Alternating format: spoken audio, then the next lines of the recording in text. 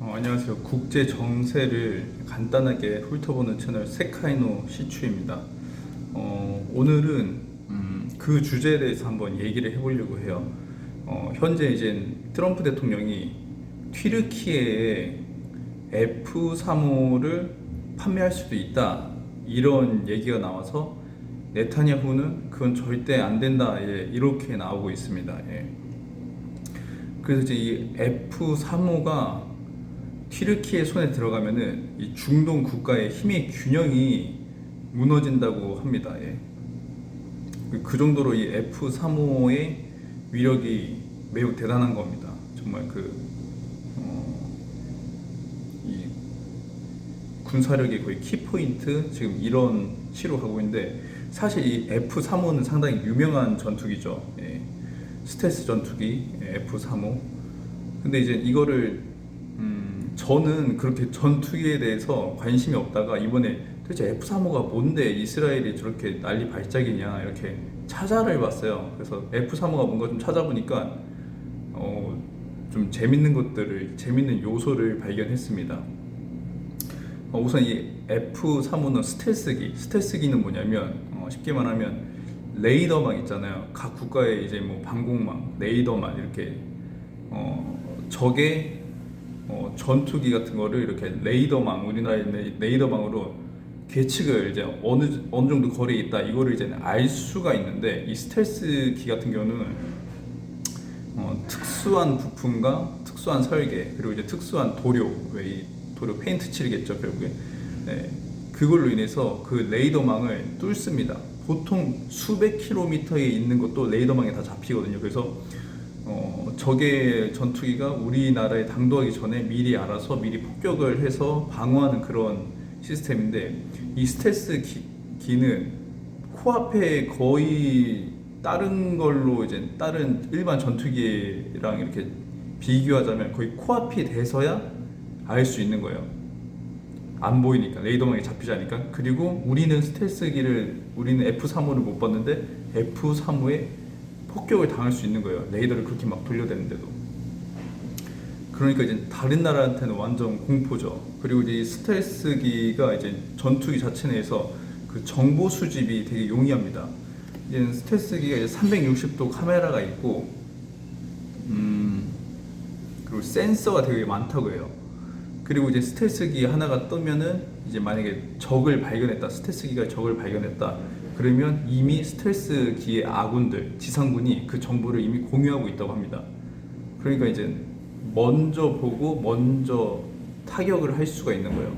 이게 이제 무서운 게 결국에 한방 게임이잖아요. 먼저 치는 놈이 이기잖아요.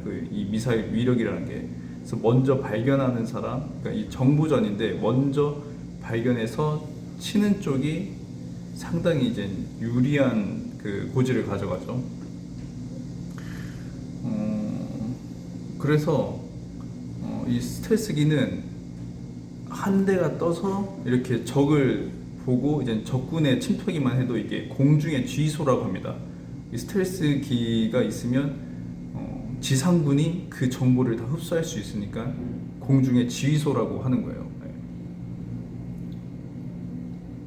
근데 이 문제는 이 이스라엘에서는 말하기를 이렇게 힘의 균형이 깨진다고 했는데, 힘의 균형은 이미 깨져 있어요.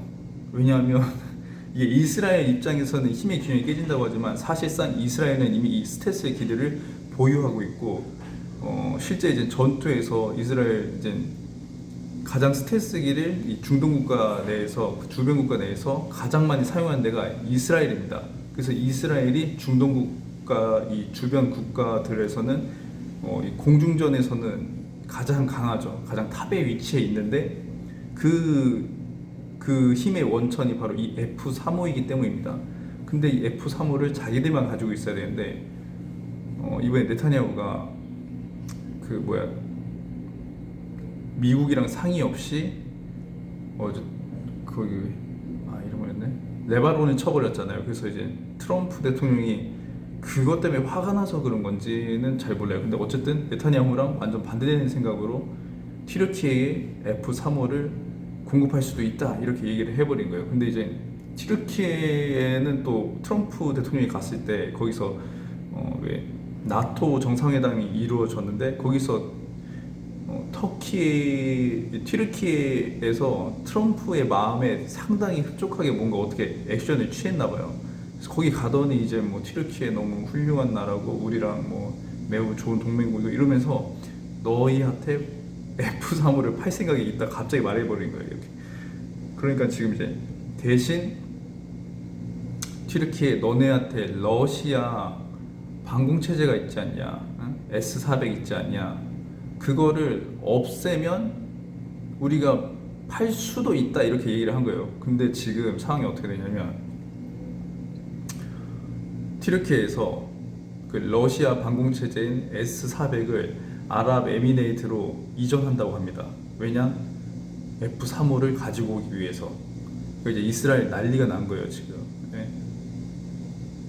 왜냐면 이제 이게 튀르키예에서만 끝날 일이 아니라 튀르키예가 만약 F-35를 가지면 이제 그 주변에 있는 중동 국가들이 뭐라고 하겠어요. 이제 미국한테 가가지고 우리도 사줘, 우리도 살게, 우리도 막 네가 하라는 대로 다 하고 할 테니까 F-35 우리도 사게 해줘. 근데 이제 또 트럼프가 장사꾼이 있잖아요. 그러니까 그래? 그럼 너네 뭐 우리랑 뭐 이렇게 교역할래 하면서 이렇게 딜을 쳐버릴 수 있는 거니까 이제 네타냐후 입장에서는 환장할 노릇이죠. 왜냐? 여태까지 우리가 그래도 주변 국가 이 아랍의 이 중동 국가에서는 우리가 그래도 공중전 때문에 짱을 먹고 있었는데 힘의 균형이 우리한테서 다른 곳으로 계속 이동할 수가 있는 거예요. 그리고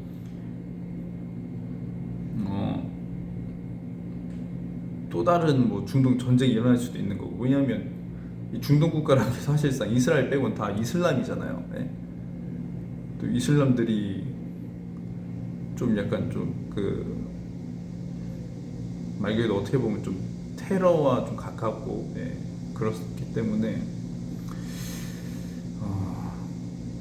과연 트럼프가 정말로 튀르키예 이 F-35를 실제로 팔게 될지도 좀 궁금한 상황입니다. 사실상 이 트럼프는 현재 어떻게 보면 이제 이슬람 세력의 원수 같은 존재가 돼버렸잖아요. 이란에 쳐버리면서. 그리고 튀르키예의 90%가 넘는 90%? 네. 90% 정도가, 잠깐만요, 90% 맞나?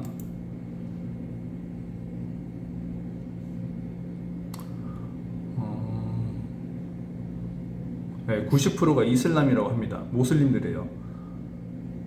근데 튀르키예한테 잘못 그 F-35 줬다가 이스라엘을 조지거나 아니면 그거 가지고 이제 또 막 오히려 또 막 테러에 이용될 수도 있는 거잖아요.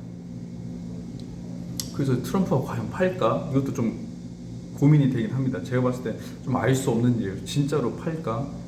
왜냐면 자기 원수한테 파는 격일 수도 있는데 이번에 물론 튀르키예에서 이제 미국에 되게 좀 협조적으로 나왔지만 만약에 튀르키예 수상이나 이제 그 책임 이 국가 원수가 이슬람 사람이 돼버리면 이것도 어떻게 태도가 변할지 모르잖아요.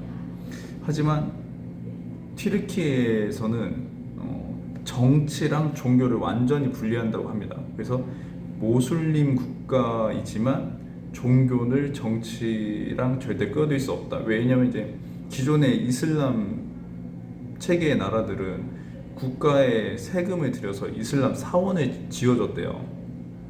근데 이 튀르키예는 종교랑은 절대로 정치랑 엮일 수 없다 해가지고 선을 딱 그어버렸대요. 끊고 이슬람 사원도 니네 돈으로 지어라. 나라 돈으로는 절대로 이슬람 사원 지어줄 수 없다. 이렇게 강경하게 나가고 있는 나라가 또 튀르키예거든요. 이런 거 봤을 때 트럼프가 당연히 좋아하죠. 예. 왜냐면 또 공산주의의 또 한 축이 이슬람인데 그거를 완전히 이제 정치에서 배제시키고 있는 나라가 또 튀르키예니까. 그래서 이게 진짜 알 수가 없습니다. 진짜로 팔지 안 팔지 알 수가 없어요. 근데 팔 수도 있을 것 같아요, 진짜로. 예. 왜냐면 지금 튀르키예는 액션을 취하고 있고 상당히 트럼프 마음에 드는 짓들을 하고 있고, 네, 그렇습니다. 이 시간 가장 지금 똥줄이 타는 건 이스라엘이죠. 그래서 지금 국제 정세가 상당히 약간 좀 삼국지 보는 것 같아요. 좀 재미도 있고 이런 요소가 있습니다. 그래서 한번 여러분도 같이 이 트럼프가 F35를 튀르키예 팔까 안 팔까를 같이 지켜보는 것도 하나의 관전 포인트라고 생각하면서 다음 영상에서 뵙겠습니다.